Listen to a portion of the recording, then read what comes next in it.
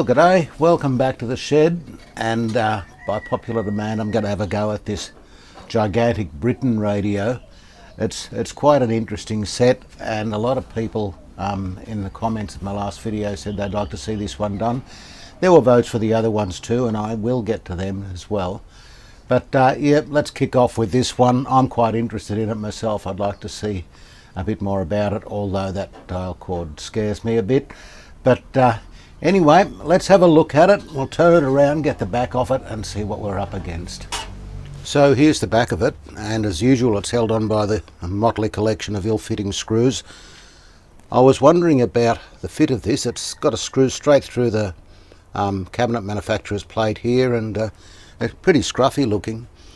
I was wondering if this is the original back for it. It says B452, and I looked that up on Radio Museum and came up with a schematic which does appear to fit this radio, so I think that probably is a B452. Let's take it off. Another thing I noticed with this, well, because it overlaps the back, that's not what I'm used to. Most radio cabinet backs fit inside the frame. But there's a photo on Radio Museum of an identical looking radio, and it has the same thing with the back just screwed on over the top like this. So that looks like that's the way they were, which is a bit disappointing, because if I had my way I would cut this down and just fit it inside here. Perhaps because of these cutouts they didn't do it that way, I don't know. There's a piece of back still screwed onto here with what is probably one of the original screws. It's a flathead, of course, and the corresponding piece is not missing from this back, so this is not the original back for this radio, I would say. Well, here's the inside of it, and it does look very Phillipsy indeed. This dial, operated by cables, has got Philips written all over it, but I can't quite work out what Philips chassis this is based on. It has B3126 stamped in it there. Got an Arts and P sticker, obviously. This will be a 5Y3 for the rectifier. That's pretty straightforward. And this output tube, according to Radio Museum anyway, is allegedly an EL3. Now, I haven't come across one of them. It's a very long tube, or valve, sorry. Philips mini watt, and I can't see any printing on it. Doesn't have anything written on the base, so I guess an EL3 it is. I haven't seen anything quite like that. No, I can't see any remnant signs of a number on it at all. I hope it's alright. I don't know where I'd get another one. The rest of them are in cans, so I'm not going to pull them out just yet. A couple of electrolytic cans there, which will be cactus, of course. I have two lamps here, which I don't know what they're all about. Just generally illuminating the area behind the dial, but they don't seem to be focused on anything in particular. Now, I'd like to power this up, but looking at the power cord, that's not going to happen immediately, and there may be a good reason why this was cut off. I think I will at least pull the chassis out and have a look before I try applying power, just to see if there's anything that's going to cause a spectacular failure.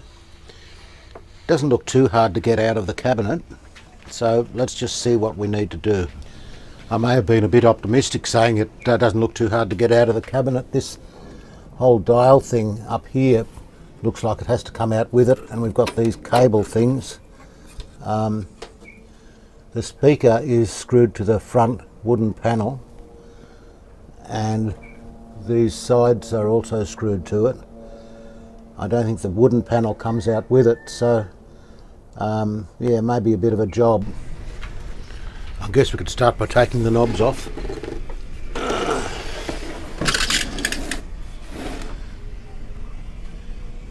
that one was easy.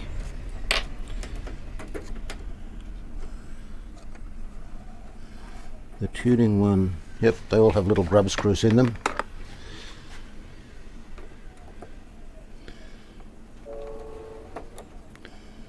Yep, that's that one. This one comes off without anything. We only have the tone knob. Let's see if I can get onto the screw. There we go.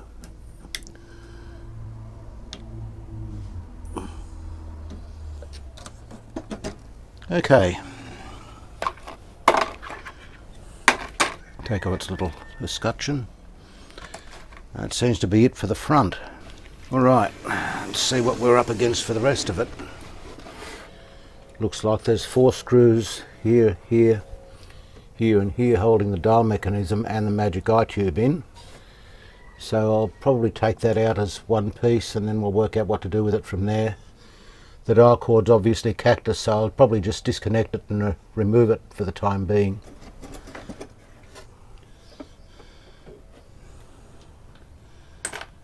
Okay, so that's it for this mechanism, and I'll take the glass out. That looks to be in pretty good nick apart from being dirty. I can't see any damage to it, so a couple of little marks there perhaps. I don't think they show through. I'll put this aside anyway, and we have this tangled mess to deal with. The next thing is, does this board come out? Oh, we've got a live spider in there. Come on, out you come. Don't want you in there. Now, these screws that I thought held it in through the bottom obviously don't. They're attached to this side bracket here. So what holds that in? It's a mystery. I'll try taking the screws out from here.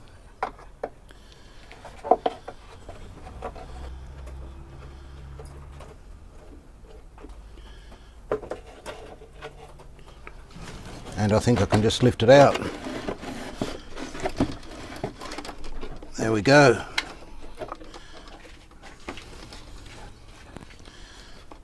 So here we have the chassis with its front panel still intact. That will have grill cloth on it. This grill cloth looks in good condition. I might see if there's anything I can do to steam clean it, just improve it a little bit perhaps. I don't know. But we'll leave it in place for the moment. Now this. I might just remove the bracket for the 6-7 magic eye and perhaps take it away for safekeeping, although it's probably no good. They usually aren't. But the less things I've got flopping around the better. I'll just mark the position on that.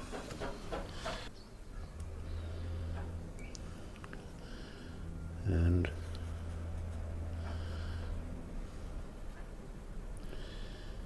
so that looks like a case of just undoing this set screw thing here.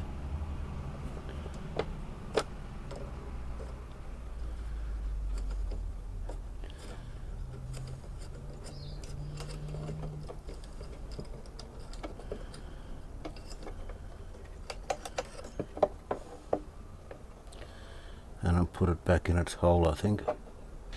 Now, this power cord and what's underneath. Let's see if I can pip it up and see what's underneath this, all of this.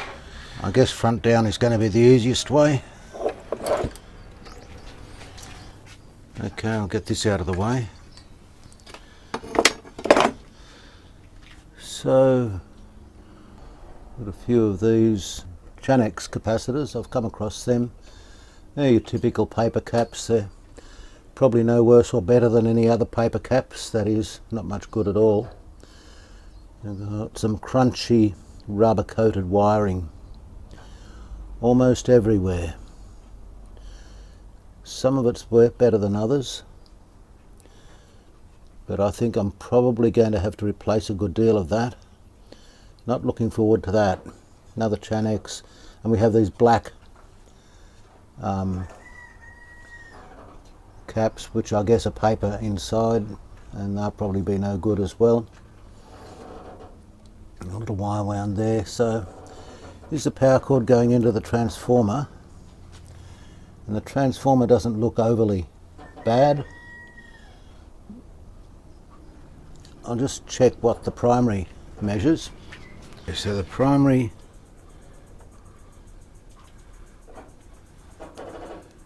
is measuring 56 ohms, which is probably okay, about what you'd expect. So the cord may have just been cut because the plug was no good or something. Well, where do we go from here? I am tempted to just carefully apply some power to it and see what happens. If there's anything wrong with the secondary, I guess that will become apparent on the dim bulb. So let's just do this, lift it up, and I'll just arrange a cord for it, and we'll just ease some power into it. I don't want that shorting on anything either. Probably need to screw that to something or hold it somewhere safe. This side goes straight to the mains cord, and we have this cap from the other side of the mains to ground over here. So I'm going to be putting the active on this side, and we'll have the neutral on that side to ground. Okay, here we go. I've got 53 volts going into it. This readout is just what's going into the radio. The meters are wired after the dim bulb. I haven't got it on yet. This meter here is monitoring the B+, and this one the filament voltage. So let's turn it on. This set doesn't have an on-off switch, so it's just straight from here. We'll see what happens. Nothing much. We've got a little bit of filament voltage there, which is encouraging. And the voltage has dropped to 27. We're drawing 3 watts, 28, so it's coming up slightly. I'll bring it back up to 50 volts at the radio. 55, 60, all right. We have about 1.5 volts on the filaments, so they're working. I'll just let it sit there and just see if there's any smoke or anything happening, just for a few minutes. Okay, it's been sitting there for a few minutes. The voltage going into the radio has dropped to 46, and it's now pulling 5 watts, which makes me worry a little bit. I don't know what's going on, but I'll bring it up a bit more.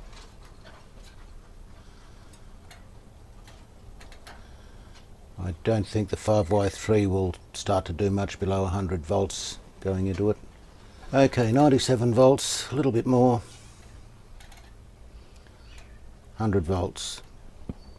And we are starting to see some movement, very slight on the HT. It might need a bit more than that. Pulling 5.8 watts at the moment. Still not enough to wake up the rectifier. So I'll just bring it up a little bit more.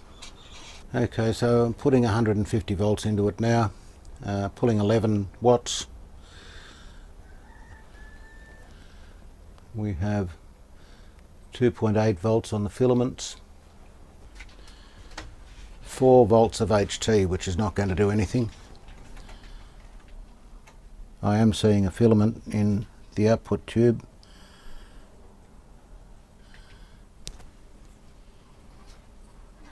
They're getting warm. Certainly nothing from the speaker, but you wouldn't expect it with 4 volts of HT. Only pulling 11 watts, so there's nothing too alarming happening there. Okay, let's just bring it up a bit. And we have a faint glow happening from the dim bulb. Can't probably see it there.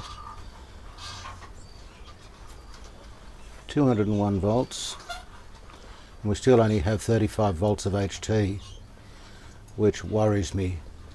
Something is pulling that way down. It's pulling 20 watts, but we're just not getting HT, unless I've made a mistake connecting it. But we should have more than that. In fact, I think I'm hearing something from the speaker. Now what we're hearing from the speaker is this.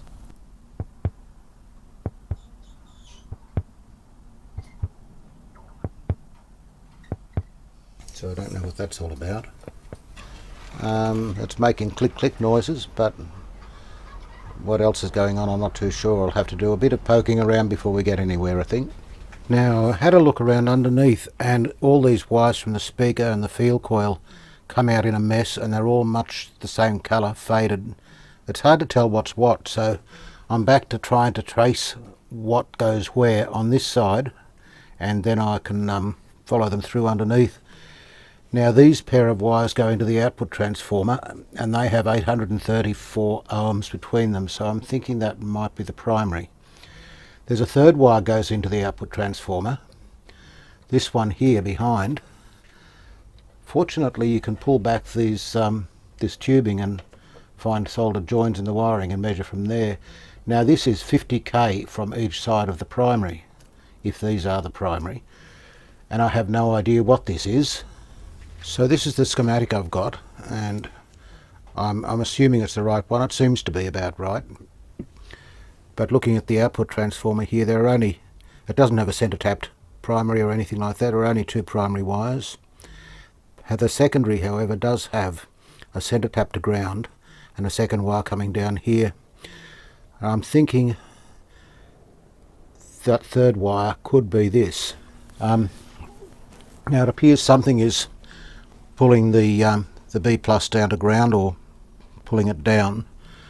The output transformer is a possibility if that's got a short to ground, but it doesn't seem to have. There's nothing to ground there. It goes up to here. There's this cap to ground here. That's the possibility. It goes along here. I've just traced along the B plus in red. There's this cap to ground here, but it goes through R5. R5 is what? R5 is 1K. There's this cap here, the other side of the output transformer off the plate to ground. It's a suspect as well.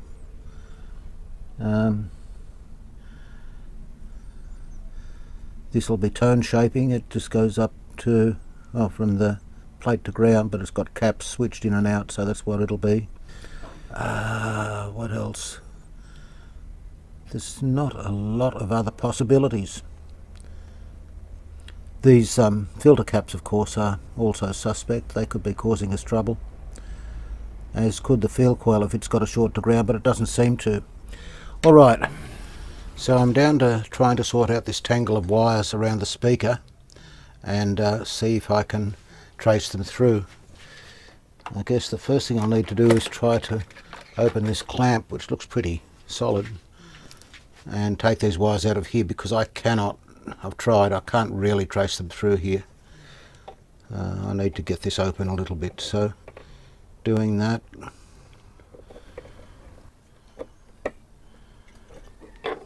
Okay, now I can lift this out and see what goes where.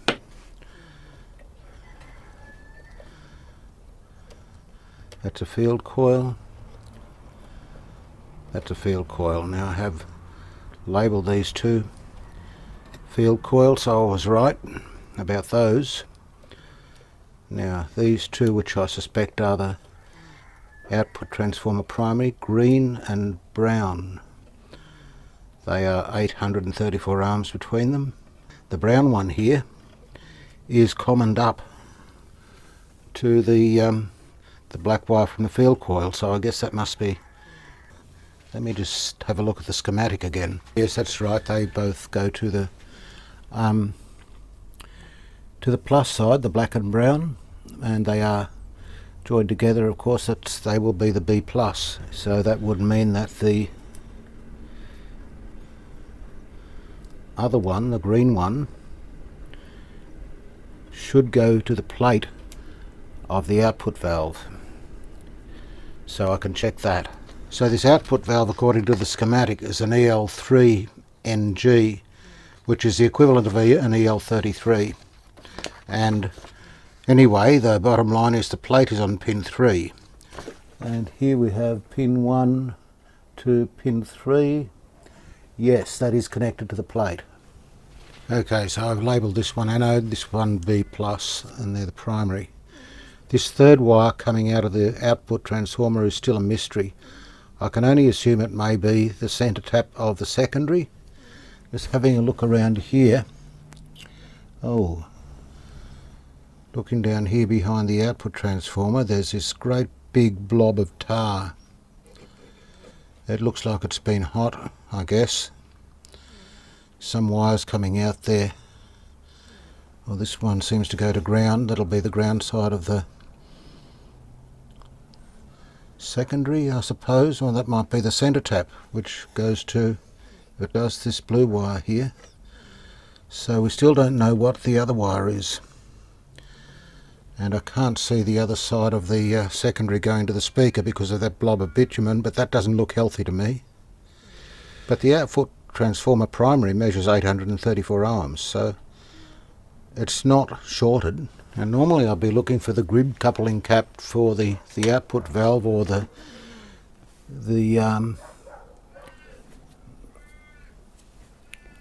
preamp valve. Now into the grid of this we've got this cap here off the pop wiper. This comes off the detector diode. And through here that might be, oh, don't know what's going on here, but that comes straight out of the detector diode and into the grid via C38. But that shouldn't have plate voltage on it. Now I presume those wires cross over. They have to. It can't possibly be connected there. I guess C38 may be suspect, but that doesn't make much sense to me. It wouldn't be turning this valve full on. And anyway, it wasn't red plating or doing anything silly that I could see. One way to find out, I guess, is to remove the output valve and fire it up and see what our B plus is. Okay, so I'll put this on volts. So this is hooked up to the anode of the output valve to the plate. So I'll see what gets through the output transformer and through to the anode. I'm putting 204 volts into the dim bulb. So let's just see what we get. And it's immediately dropped to 185, 180.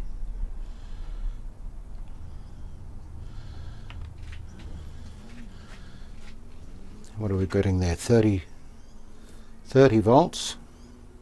Oh, one of the dial lights has decided to work. 19 volts on the plate, and that's without the valve in. So something is dropping that big time. 19 volts with 200 in, pulling it down to 175 volts, and it's drawing 14 watts. Yeah, okay. Let's have a look at what's going into the field coil. That is off. So this is the voltage going into the field coil, into the primary of the output transformer, sorry. Alright, so turning it on again.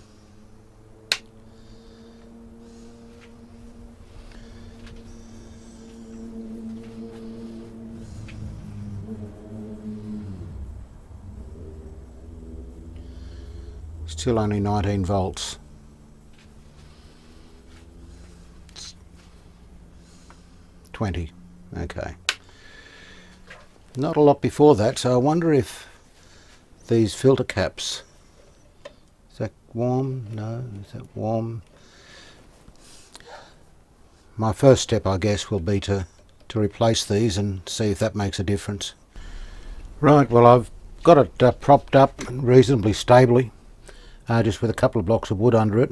I might have to find something better than that if I'm going to do a recap on it. It looks like what we're looking for most likely, I think, is one of these paper caps. If it was the filter caps, you would be getting hum and all sorts of stuff, I would think. And looking at them, now this is the B plus, the plate of the output valve, and this little CHANT cap goes to ground. It seems, yeah, it does go to ground. So I'm wondering if that might be one of the prime suspects. Looking at the schematic, it will be this one, C blob. So I don't know what it is, but it goes to ground off the plate. So it couldn't really be anything else. So let's just get it out.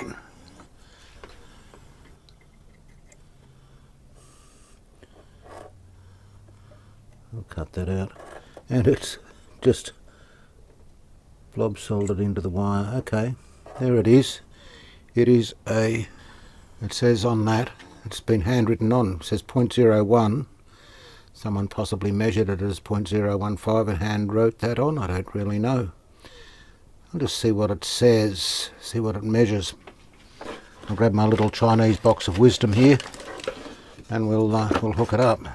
And it says it's a capacitor, 116.9 nanofarads, so it's 0.11 microfarads. It doesn't say it's not leaky. So I'm just replacing him with a Carl's amber cap. I just put a little bit of red shrink on the bit that goes to the plate, and see if we can just soldering him in there.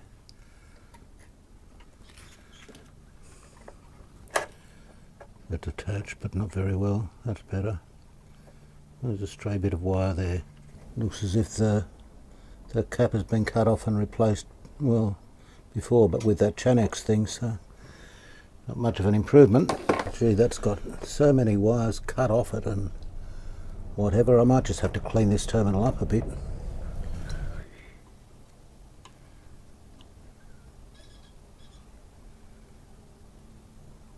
Alright, I'll see if that makes any difference.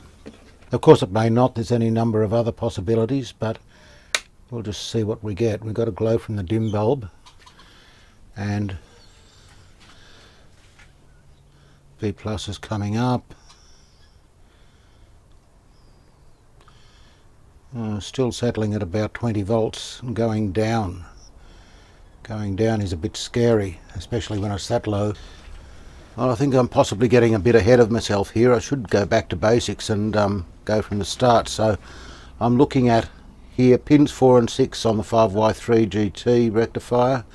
That is the AC going to the plates out of the transformer. So let's just see what's coming out of the transformer. Okay, so we've got 230 volts going in. It's still on dim bulb. Let's just see what's coming out of the AC of the secondary. And okay, 617 volts AC on the secondary. So that doesn't look too bad. I don't suppose a 5Y3G would be suspect, but I do have a spare there. I can substitute that, see if that makes any difference. So I'll put in another 5Y3. Okay, so I've got a new 5Y3 GT here. I'll plug that in, and we'll go back to monitoring the anode voltage on the output tube. So I'll just hook that up to the meter again, and relative to ground I suppose is okay.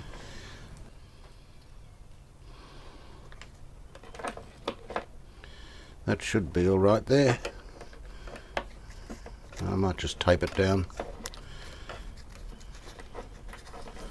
so it's not falling all over the place. Okay, so now we're looking for DC volts this time. Let's just see what we get on the anode now.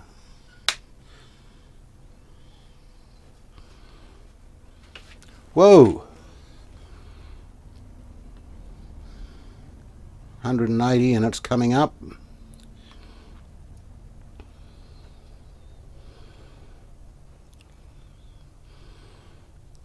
$200 volts, 199, and it's dropping down a little bit.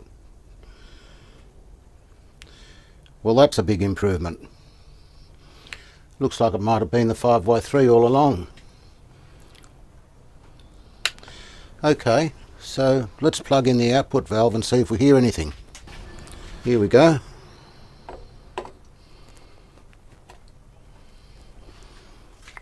Alright, turning on again. We're still on dim bulb. Still not hearing anything. But we know the voltage is getting through to the anode. And we've still got this strange noise going on.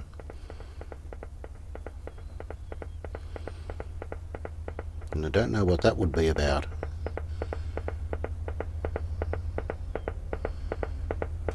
What on earth is that? It's like slow motorboating. Not affected by the tuning.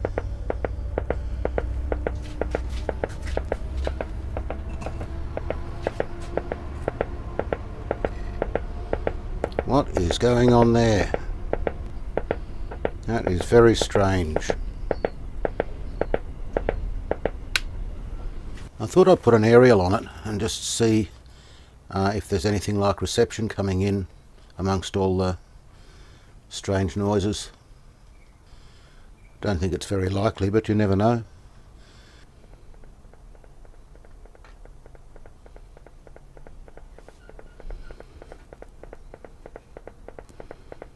No.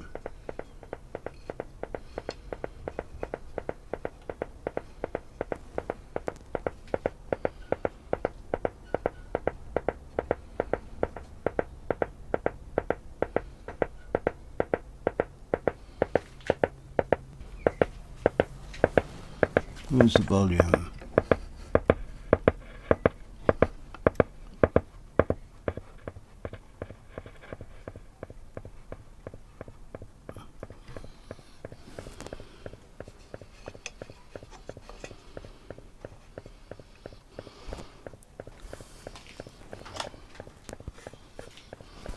Let's see if I can trace that noise through, see where it comes from. Okay, I'll just hook up my signal tracer here.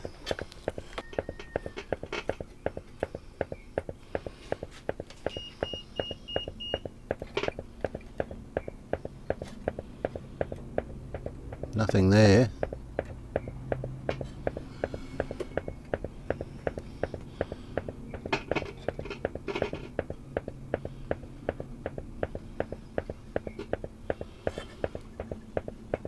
Just checking the grids of... Ooh, that just changed when I moved that valve. That's that P-base thing at the back. I'm still not hearing anything, but it has stopped the noise. Oh. Okay. So when I remove the signal tracer, the noise stops. Is this just mechanical, or is it because I'm pushing on the valve, or is it electrical? I'll push on the valve with a stick. Makes no difference.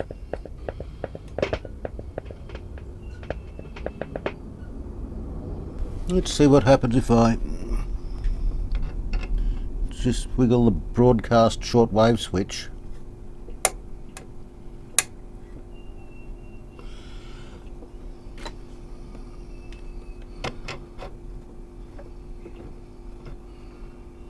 So that should be on shortwave, that should be on medium. Nothing like reception happening there.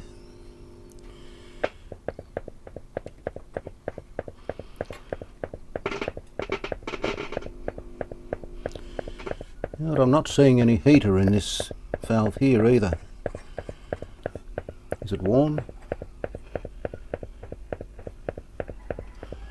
Not really.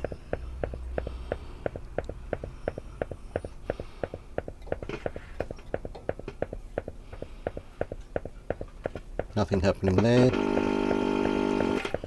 Okay.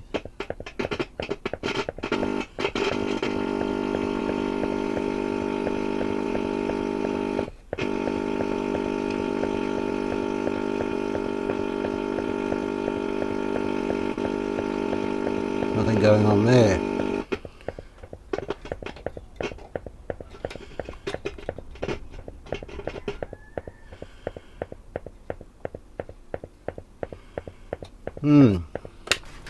I think I probably need to get this off it and get it so that I can turn it upside down easily and just trace things through from there. I'll also clean the sockets and whatever. But at least we have B plus now, which is a good start.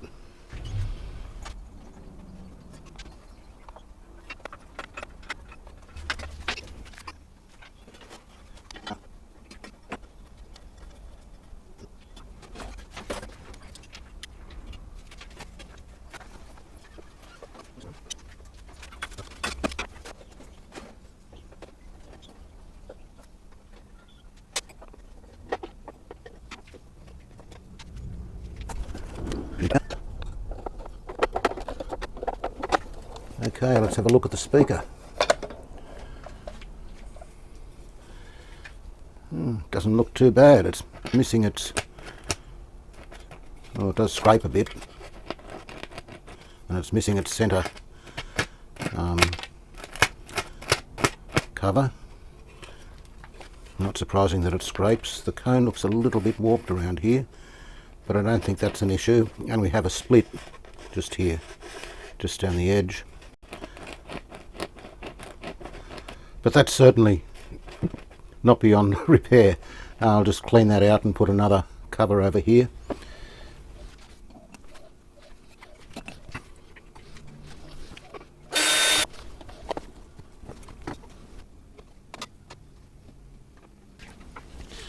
Okay, so now I can turn it upside down or whatever I need to do. It's pretty stable, even got some knobs on it. But the first thing I'm going to do is clean it up a bit, clean those valve sockets and whatever else I can find, and see if that makes any difference to what's happening or what's not happening. So I'll take out the 5Y3G. We know it's good, and pretty sure the output valve EL3NG apparently, or equivalent to an EL33. I should write that on it, I suppose. I still can't make out any writing on it at all. No, nothing. Now let's have this can off and we'll see what's under here. This should be an EBF2, I think. Just get a little screwdriver under there. I don't want to put any force on the top cap. Yeah, it's coming off all right. This is so Phillips. I've seen this on other Phillips sets.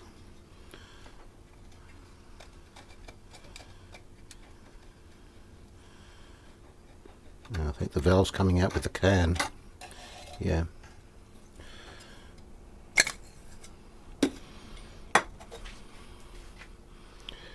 (6U7). Okay. So that's a 6U7. Hopefully it's all right. I'll put it aside. Next we've got this little one in here. But that's a 6U7. This should be an EK2 perhaps. Is that top cap going to come off? Yes it is. And I'll just try and ease it out of its socket. I'll close that gang. Oops, that's better.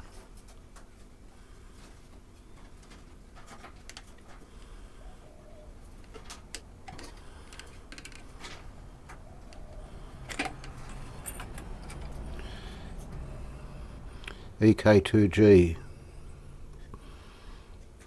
Now this is the one that I didn't think was getting hot.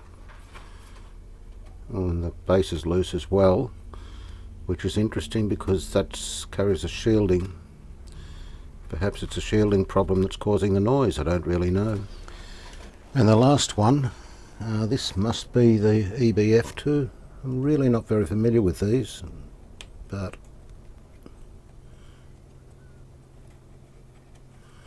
that wire looks very crunchy too. It's certainly difficult to get out. There we go. That's a P-type base, I think they're called. Yep, EBF2. Okay, well, I'll put this one back.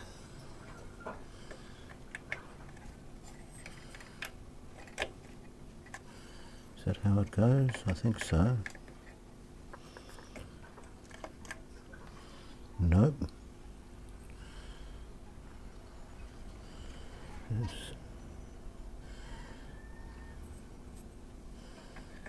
Space between those. Yep, that looks right. Okay. That looks to be in. Give the top of that a bit of a clean as well.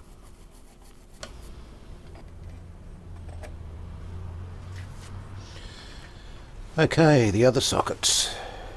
So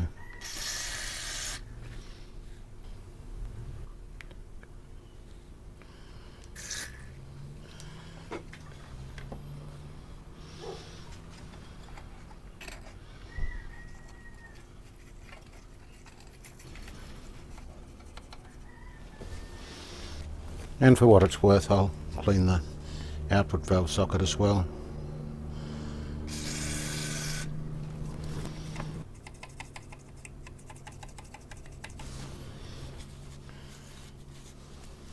The sockets themselves look pretty good. Now the 6U7, the can looks clean inside even though it's rusty outside, so it'll be making reasonable contact with the chassis. So I guess we put them back and see how we go. Well, everything's plugged in. Let's just see how we go again. The dim bulb seems to be doing its thing. Dimming off.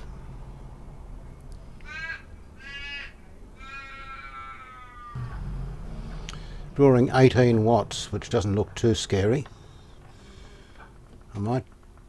oh, there we go.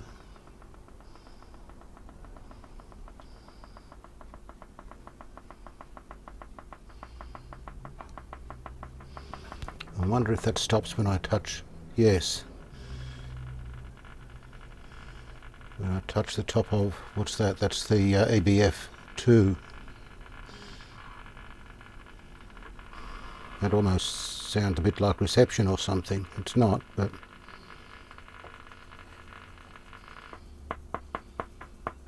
oh look, the dim bulb is going up and down. There's something shorting there. I'll turn it off. Let's just have a look underneath.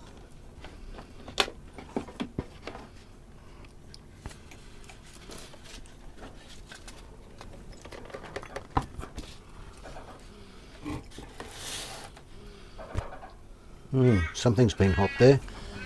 This capacitor here has been leaking some sort of liquid coming out of it.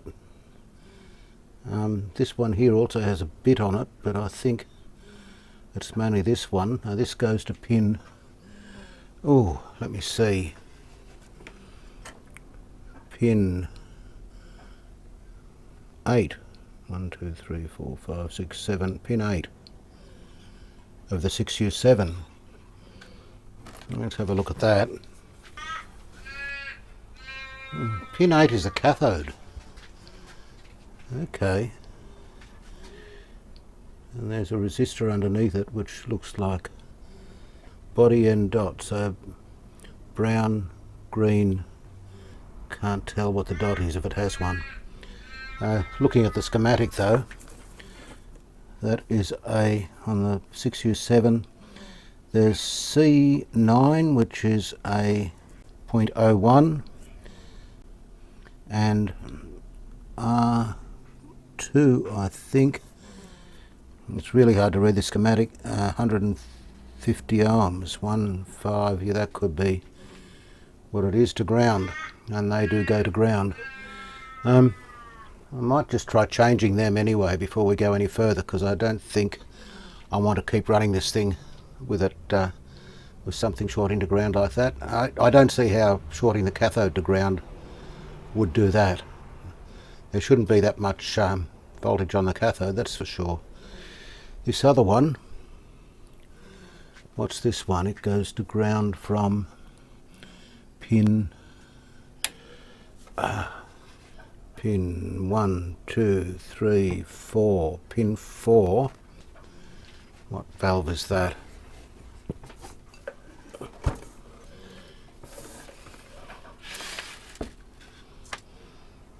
Pin 4 of this one, which is the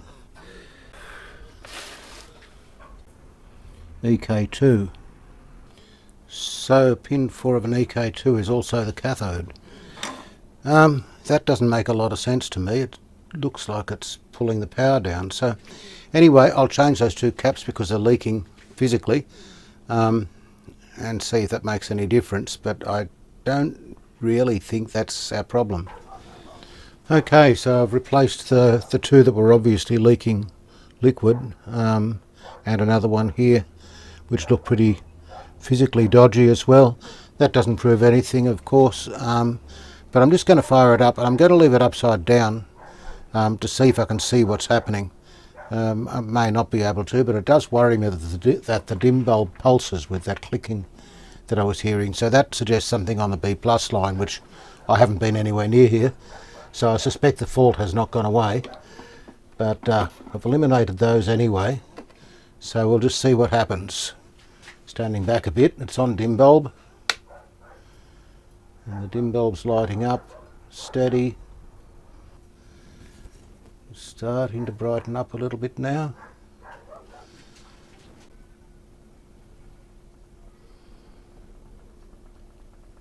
Yep, I can still hear it.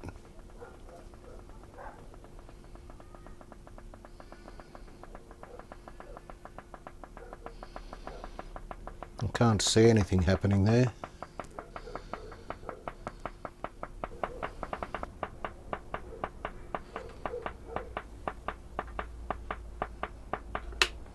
Well, I don't like that at all. I didn't think that'd fix it, so that's all right.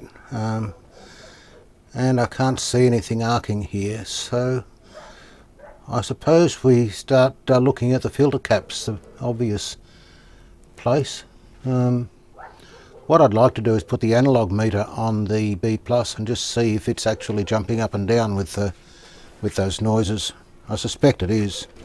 Okay, so I've got the meter connected to the B plus.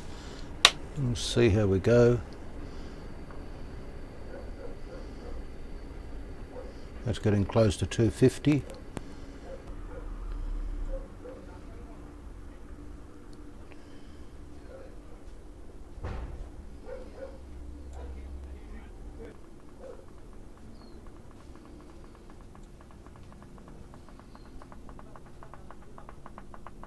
Yes, it is.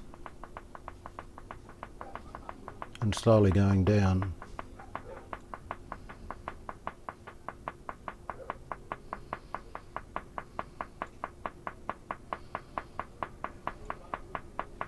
I can even see the dial lamp pulsing with it. Okay, this would have to be one of the most bizarre faults I've come across for a long time. So switching it on, the voltage quickly rises up to around 250 volts. This is the plate voltage on the output valve. And it, as it warms up, the voltage drops down to around about 200, and you can see it dropping now. Hesitated a bit there, but I would predict that it'll start to drop very shortly. And we're hearing this clicking sound from the speaker, repeated clicking.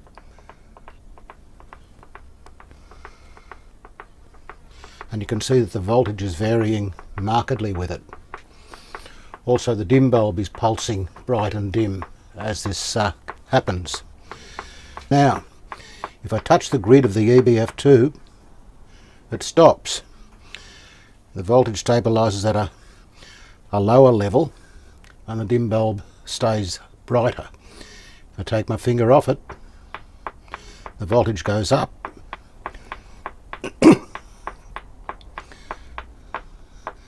If I disconnect the grid cap from it altogether, it stops. So what is causing that? Now, if I remove the previous valve, which is the EK2, which is the mixer valve, that's this one here, it doesn't make any difference. We still get the same pulsing, the same issues. So putting that back on,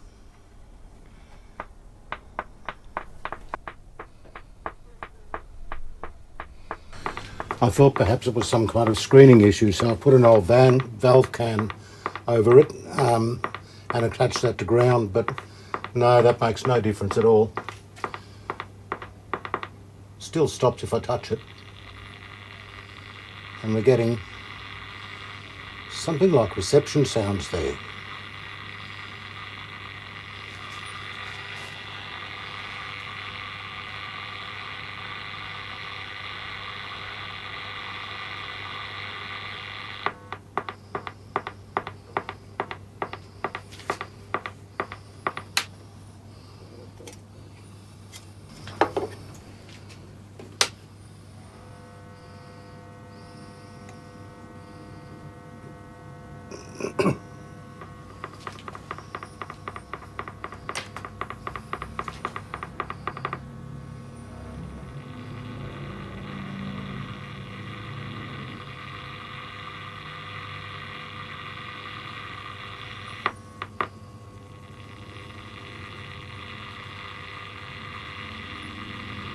Doesn't make any difference where I put the gang.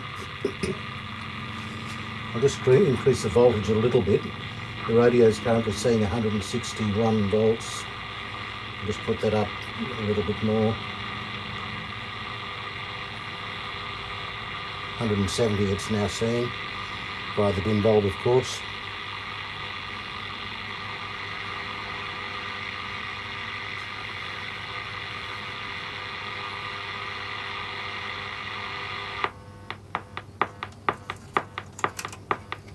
Now the pulsing's slower now. What if I attach an aerial to this?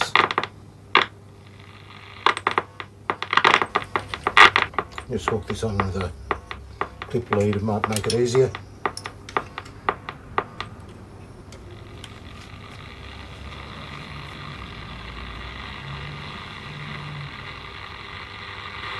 Yeah, I didn't expect we'd hear anything because I've got the aerial hooked straight to the grid of that, but so it's bypassing the tuning gang of course. But there's something funny going on there.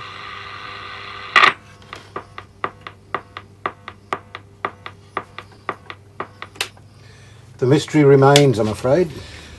Well, this one really has got me puzzled. If you have any ideas, let me know in the comments.